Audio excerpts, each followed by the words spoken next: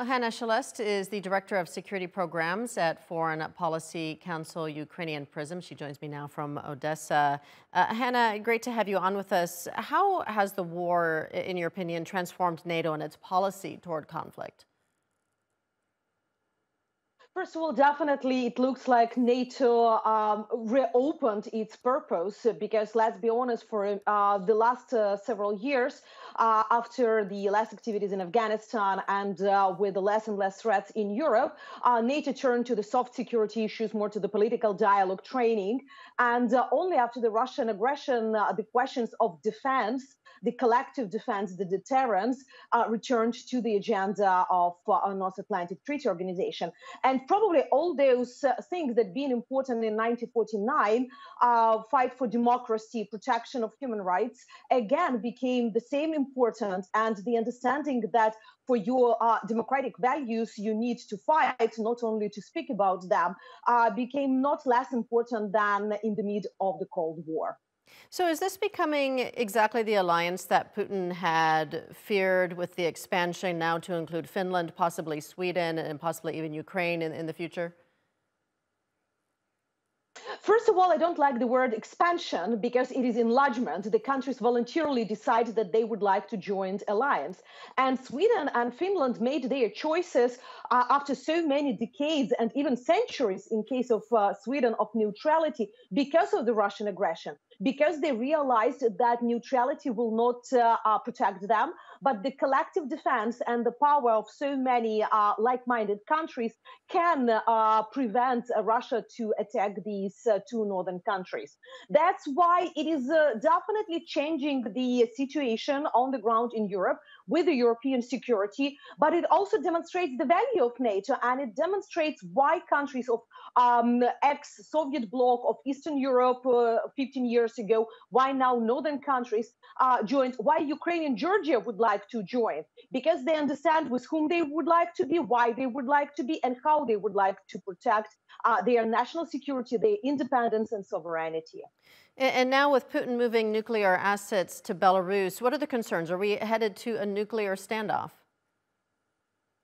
First of all, it is the great threat for the nuclear non-proliferation regime in the world, because let's remember that in 1990s, both Ukraine and Belarus rejected their nuclear arsenals and signed all nuclear non-proliferation agreements. And what Russia is doing now, they are de facto manipulating with the international law, because they are transferring to the territory of another state what can be violation of that non-proliferation regime. But at the same time, they are still in the control of these missiles, still pretending that it is still their weapons. That is really dangerous, because that can be a precedent to other countries, to other regions. And also it demonstrates that Russia is just neglecting the international law as much as possible. They don't care about the further developments of the nuclear security in the world. But that is not the first time. Let's remember how they violated the nuclear safety regime with occupying and using as the military base the nuclear power plants at the territory of Ukraine.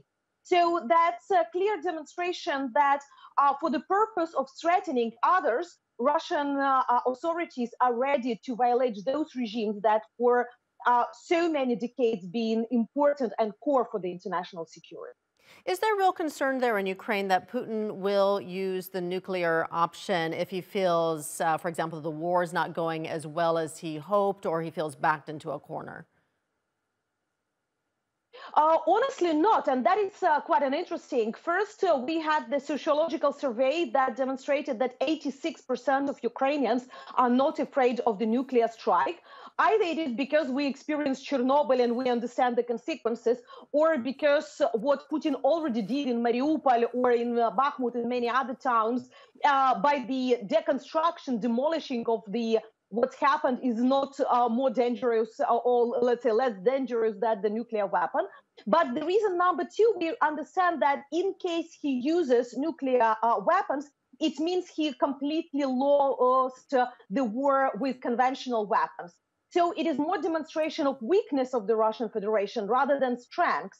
And that is more for his personal ambitions, probably, rather than for the real military success or strategic decision. Because let's be honest, after any type of the nuclear strike, we will have absolutely different strong, resolved decisions of the international community against the Russian Federation. That's what we had now when everybody tried to restrain themselves. All right, Hanna Shelest in Odessa, Ukraine. Hanna, thank you.